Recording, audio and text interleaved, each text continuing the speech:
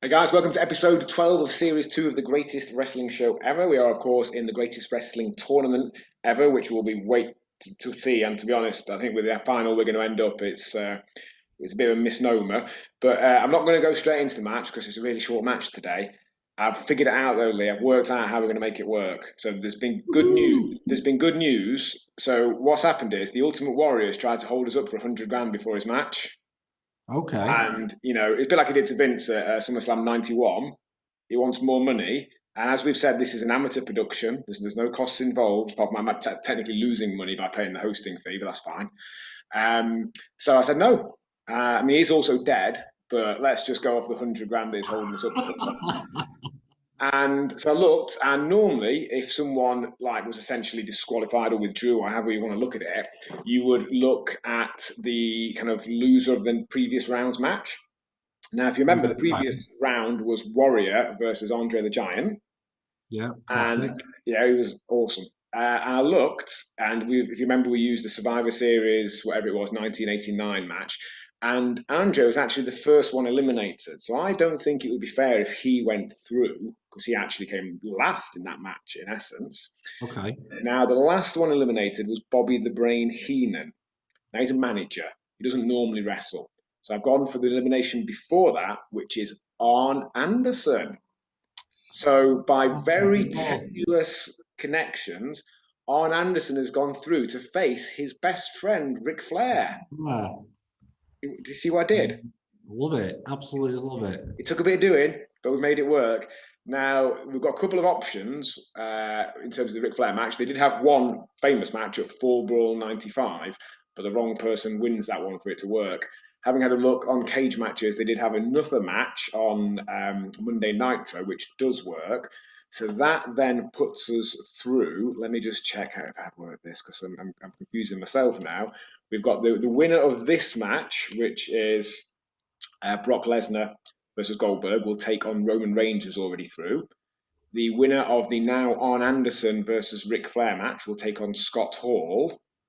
So the winner of those matches will face each other in the grand final, and I think we can make it work.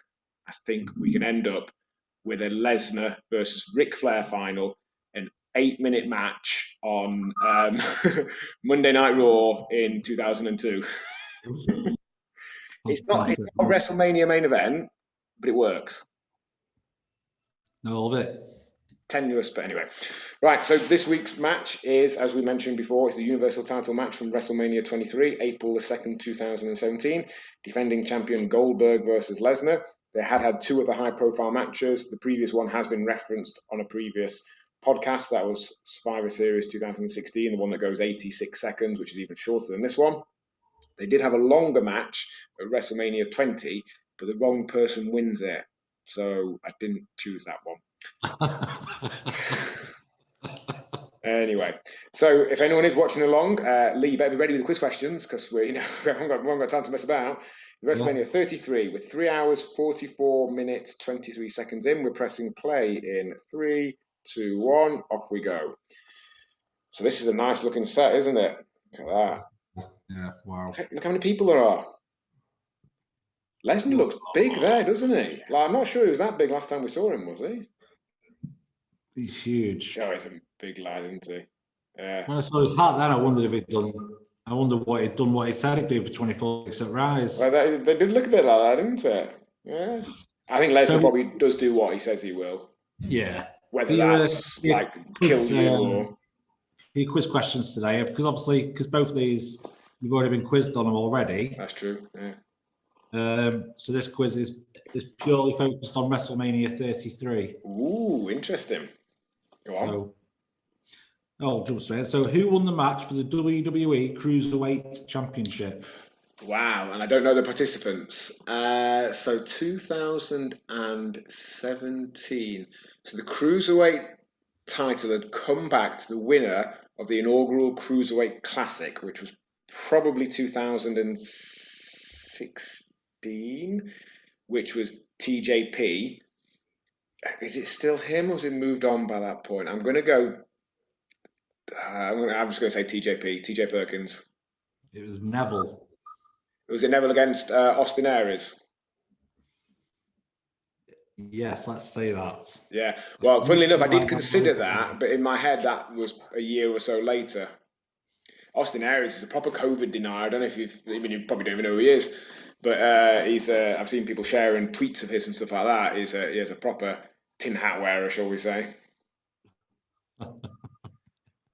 Disappointing, 0 from 1. Funnily enough, actually, I did skip down the match listing on the way to get to this one, but there's only one thing I noticed, which might give me an answer to the next question. What did you notice? Well, I'm going to tell you. What, do you want your next question now? Yeah, I do, yeah, because we haven't got much long. Well, you're 7. Okay, we'll do 2 now, and then we'll actually talk about Lesnar and Goldberg for a Right. change. Which NFL player interfered at the end of the Battle Royale?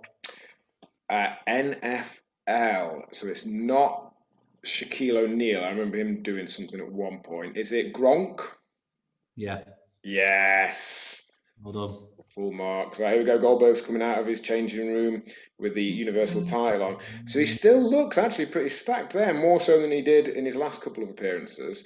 Now, if WrestleMania had gone according to plan last year, we could have gone with Goldberg versus Roman Reigns, because that was the original intention. Of course. Goldberg, if you remember, beat The Fiend for the Universal title in Saudi Arabia and was due to presumably drop it to Roman Reigns, but then had to drop it to Braun Strowman instead. Which was Fortuitous for Strowman. yeah, Like choice. he wasn't even booked on the card. You go straight from not being booked on the card to winning one of the 2 world titles. And realistically, will that be Strowman's only ever world title run? Maybe, maybe not. But yeah, I mean, this is a proper battle of the bulls. This is two big lads. Oh, huge, aren't they? Yeah, it was disappointing the match they had in 2004 at WrestleMania 20. I don't know if you know anything about that, but they've been building to it from the previous end of 2003. They'd met backstage at in an interview segment. I can't remember which one was being interviewed, but the other one walked in at Survivor Series, which obviously sowed the seeds in people's minds. Goldberg, who was the world heavyweight champion at that point, dropped that title back to Triple H in a 3-way with Kane at Armageddon. Lesnar had been the WWE champion, dropped that at No Way Out 2004 to Eddie Guerrero after interference from Goldberg, leading to Goldberg versus Lesnar at WrestleMania, which in theory was a bit of a dream match. But then they both decided to leave.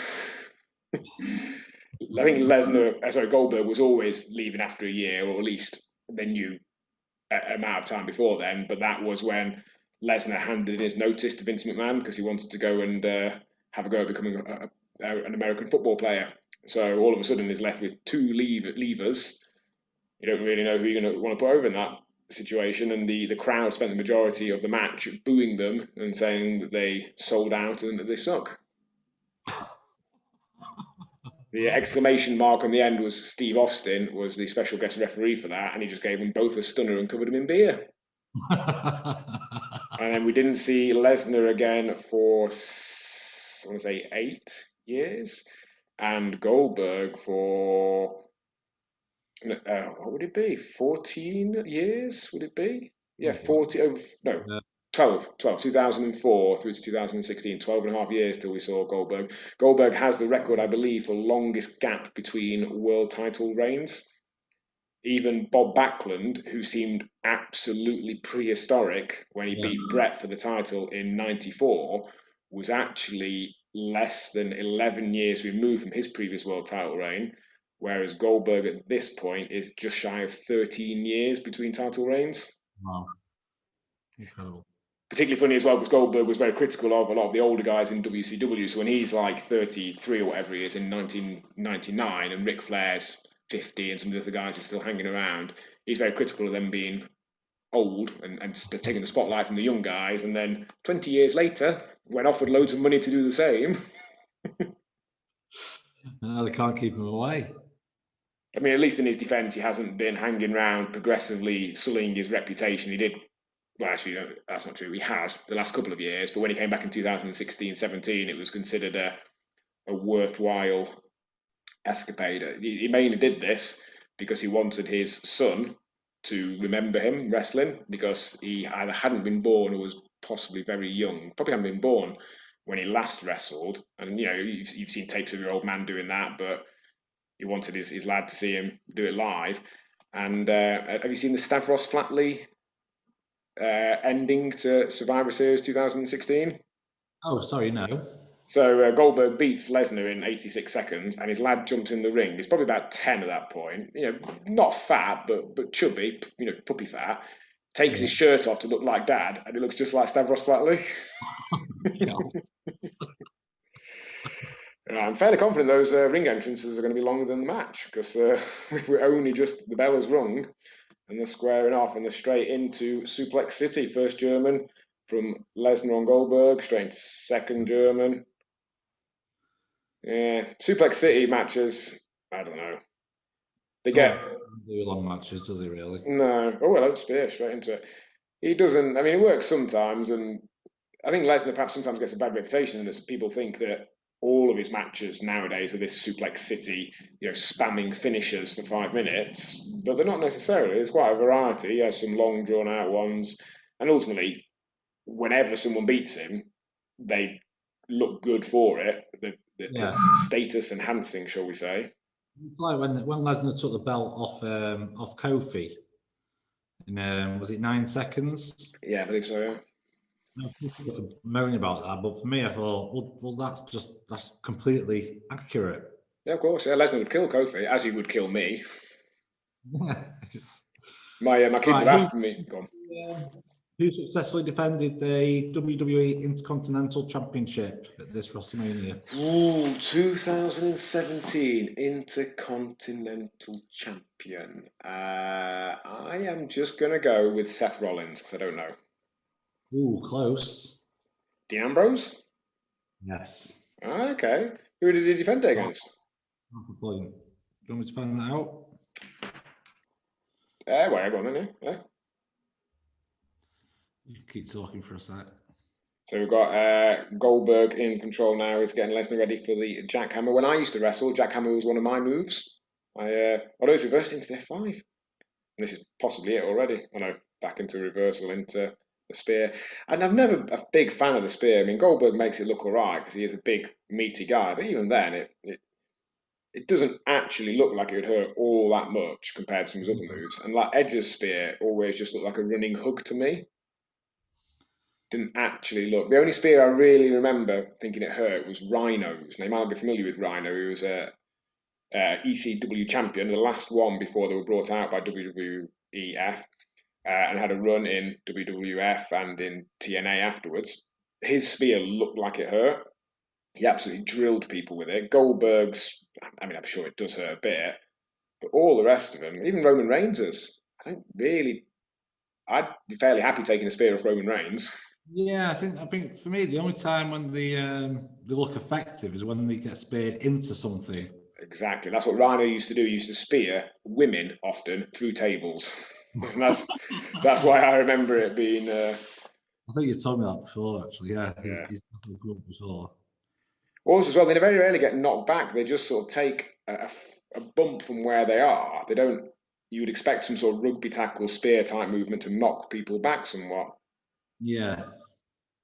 Did you find out who Dean Ambrose defended the Intercontinental Championship against? Well, now I've just really found the page. Oh, Lee. Oh, it's slow. Right, Lesnar's taking Goldberg's Suplex City now. That's another couple of Germans in a row. I think we must be closing in on the finish. So Dean Ambrose defended the IC against Baron Corbin. Dean Ambrose won by a pinfall after nailing Corbin with his Dirty Deed finisher. Now, you're lucky that Vince isn't here because Vince doesn't like it when you call it the IC title. You have to use the full word. Sorry, That's on Vince's naughty list of words that you can't use, like wrestler, for example. not just podcast mode. What other questions have you got for me? Okay. Which women left the event as the Raw and SmackDown Women's Champions? Oh, right. So, I think it's the year before where they have the triple threat match, which was Charlotte, Sasha, and Becky to change from being Divas champion to Women's champion. And then, so let me think, the SmackDown Women's Championship would have started later in 2016 with, I think, possibly Bayley being the first champion. So it's going to be someone along those lines. So I'm going to go Bailey and Sasha. Half a point. Naomi. Naomi, of course. In fact, I remember that she won the title a couple of months before and then dropped it to win it back again this night because I believe this is held in her hometown. What's There we this go, say? it's over. Lesnar's F5 from Pin Goldberg. Boom. Oh, he's All right, bad. which Hall of Fame announcer returned to the booth to call the main event? Jim Ross. Correct. So what's the main event of this one? I presume it's the other title. So it's the World Heavyweight title in 2017. I can't think of who it is. Who is it? Is it Roman Reigns and The Undertaker? Of course, it's not for the title. It's just the main event. Yeah, I remember. The one where The Undertaker leaves all his stuff in the ring at the end. He does, yeah. So he loses to Roman Reigns, leaves his stuff, seemingly retiring, never actually confirming that he's retired, but very much seeming like he has. And All right, then nothing's heard of him for a year, and then he comes back and wrestles Cena at the next WrestleMania. there's a bonus question then, Yeah. just from my head. What doesn't he leave in the ring? His pants. Sorry, I mean, Yeah. of his usual, say, should we say, accessories? So he fairly sure leaves his hat and his coat and his gloves. The urn. Yeah, that's what's in my head anyway. Yeah. Right. So what So happened after John Cena and Nikki Bella defeated The Miz and Marcy? Maurice. Cena proposes, Correct. and kayfabe uses her real name, Nicole something Garcia or something like that. So it was a genuine proposal. Yes, I mean, seemingly, I mean, they genuinely did get engaged. I don't know how much she knew before because I'd heard rumours that he was going to propose at WrestleMania. So I'm fairly sure if I've heard those rumours, she's probably heard them. Um, I think it was done to some degree for storyline for Total Divas or Total Bellas or whatever the series of reality TV show they're on at that point. It's not inconceivable that she didn't know for definite, but I don't think it was a surprise, shall we say. I was One more. mentioning, go on, last one. Which tag team made their return to the WWE during the Fatal The Hardy 4? Boys. Well done. Yeah. So that was a big pop. That was so the New Day were hosting this WrestleMania, and it's supposed to be a whatever it is, a three-way triangle ladder match for the tag titles. And the New Day say that there's a fourth team there, and I believe it was a genuine surprise. I think the Hardys had only wrestled the night before for Ring of Honor, and I mean obviously some people knew, but hardly anyone knew that they were then coming to WWE, and they were then introduced as the mystery fourth team, which obviously is a tag team ladder match, is their forte. So it made perfect sense. There was a massive pop. If you want to watch it back, flick back again. There's a huge pop for them coming out. I think Yeah, the last thing I was about to mention is they're talking about Lesnar, like destroying people in 9 seconds, whatever. I've mentioned a few times that my kids have asked me stuff about like what I can physically do, or could you out deadlift this person? I'm like, no, I'm not. I'm not actually strong. I'm maybe strong compared to the average person in the street, but not compared to an Eddie Hall or something like that. And they once asked me if I could take Brock Lesnar in a fight, and I rightly said no. I would last literally 5 seconds. So I could, as long as he took to get to me, he would tap me out or choke me out in an extra second or two after that. yeah. And I think they were somewhat surprised by that. But I was like, have you not seen Brock Lesnar? Yeah. And he And is a the fact he's not just big, the fact that he is actually a fighter as well. exactly yeah, is a UFC champion. Anyone that's ever even fought on the undercard of UFC is pretty hard, and I'm fairly sure would even if the light heavyweight, the smallest UFC wrestler ever, I'm fairly sure would take me down in 6 seconds. It would only take Lesnar 5. Worth watching. Right. So next week, then, if we've got Anderson and Flair, that's all we've got left, isn't it? Because we've got Reigns through now, we've got Lesnar through. So one semi-final is going to be Reigns and Lesnar. The other semi-final is going to be Scott Hall versus the winner of Arn Anderson and Ric Flair. So I think for it to work, it's going to have to be the random match on Nitro they have. I think the match they had at 4 Brawl 95 puts the wrong person through for it to work. So next week, final quarter final, Arn Anderson versus Ric Flair from Monday Nitro at some point in late 1995. If that doesn't make you tune in, I don't know what will.